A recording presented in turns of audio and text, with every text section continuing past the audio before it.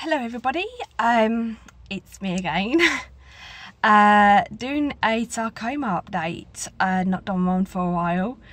For those who aren't aware, I had a sarcoma tumour, this is, for which there are approximately 100 different subtypes of sarcomas.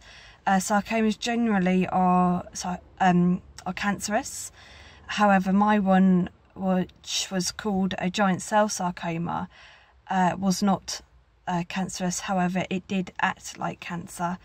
It acts like cancer as in you get the side effects of it, but you don't actually get, you don't have to have all the treatment that goes along with it. Problem is that there's potential that my one's reoccurred. My one was called a giant cell sarcoma, for which I had two of them.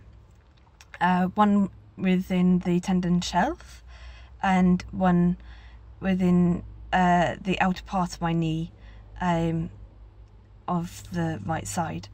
I think it's potentially come back. This is now my second GP appointment within of this week. There's a concern that it's come back. If it has come back, then it's likely that it's not the same one, and it's likely that it's not benign, and that does kind of concern me, because I was aware that giant cell sarcomas can come back. They can come back within approximately 5 to 10 years of having the original one diagnosed, and as my original one was diagnosed approximately December of 2015, I was trying to think of my days and years, etc. then. I'm trying to stop myself from crying because the thought of why I'm being called in today is a concern. But there we go. It's never good when you're being called into a GP surgery. I'm just hoping that nothing is of a concern. But there we go. That happened. Who knows? Who knows? Who knows? Who knows? So yeah, I'm just hoping that everything's all good. And the past year has been a real change. A lot has changed. A lot has changed. It's been very, very different. Very different. But it's good, because obviously you get to experience different things. But on the other side of things, if you ever get diagnosed with a sarcoma or any sort of tumour of any type, don't expect your life to necessarily be the same as before, because it likelihood that you think it's going to be the same, it's not. Nah. You basically change everything. And you do. For me personally, I changed literally everything. My diet, so that way I would heal better. As soon as I was diagnosed, I thought, and as soon as I was told I'd have to have an operation, or I was going to have an operation, I changed my diet so that way I was on more protein than before. I ate more greens to get my iron levels up, because I had relatively severe anemia. I am very tired at the moment, so I apologise if I look drained. I am tired. I'm severely tired at the moment, and that's another concern. That was another warning sign from last time, was that I was tired. Knee was hot, but not temperature hot. It's like it's infected or arthritic warm, or to that sort of feeling. It was swelled up quite a lot, like massively a lot. So instead of, say, being like that big, it was that big, like huge, massive. So that's quite something. It wasn't so much that it's painful, it was just really, really achy and consistently achy. There was like scrunching underneath the kneecap and the ball and socket joint. So ball and socket joint and the kneecap, the gap between, it was all squidgy and all scruffly. And it was just basically uncomfortable, just really, really uncomfortable. It wasn't painful, it was just really, really uncomfortable. And it's basically the same now, and it's like there's pressure inside as there was before. It's not that it's going to explode, but it feels like it would do. How that works or anything, I literally have no idea. So that's another concern. I don't honestly know how that works. I don't know. I mean, my medical background would indicate that it's like there's where the swelling is, there's fluid build up, and then where the fluid's building up to protect the joint is actually just building up and then expanding the joint, or expanding the tissue, the all sorts inside, and there's only a restricted amount of space within, and as a result it then just expands, and that's where the pressure feels. So therefore the pressure wouldn't necessarily be a concern, but it's an indicator that there's something untoward going on even. The height would indicate that there's extra almost like abrasion going on. So there's, again, is where everything's all expanding, everything's just basically not comfortable within. And again, it would be another indicator that there's something else going on within the joint or around that area that is not correct. So either that I'm applying too much pressure by walking, doing too much walking, which I could be doing. I've got a beagle, so I could be doing that. But at the end of the day, she's got to be walked. I mean, what are you supposed to do? I can't just leave her. I can't just not do anything. That happened. Another change. So, you know, everything's there.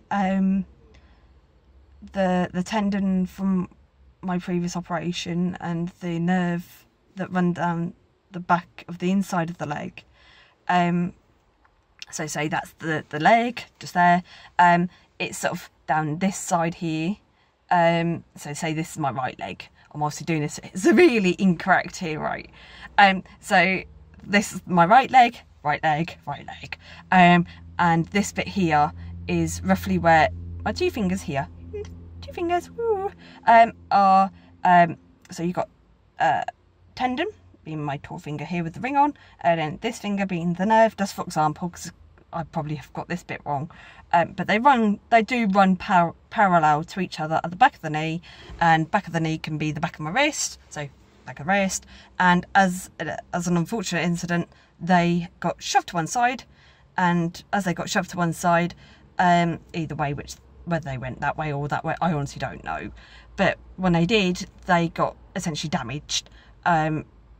Not quite damaged that they got torn, but they got flexed out the way, and they got stretched, and they weren't happy about it, and now they're essentially having a tantrum. I've lost a shed load of weight as well, another indicator that something untoward is going on. Again, last time round I did exactly the same thing. So who knows? Who knows? Hopefully it's nothing, but the more I say it, the more I'm like, actually,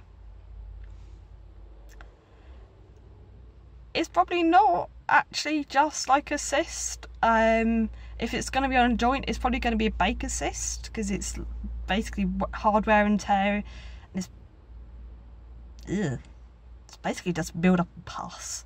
It's yucky, and yuck. Let's go in with a syringe and do all sorts of fandangled stuff.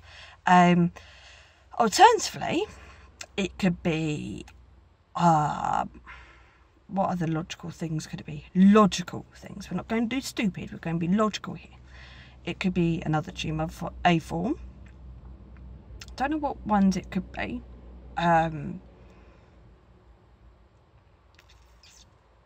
no, not sure. Bearing in mind I've had sarcomas before, it'd be reasonable to say it could be a sarcoma, but on the other side of things, it could not be a sarcoma. It could literally be anything. I've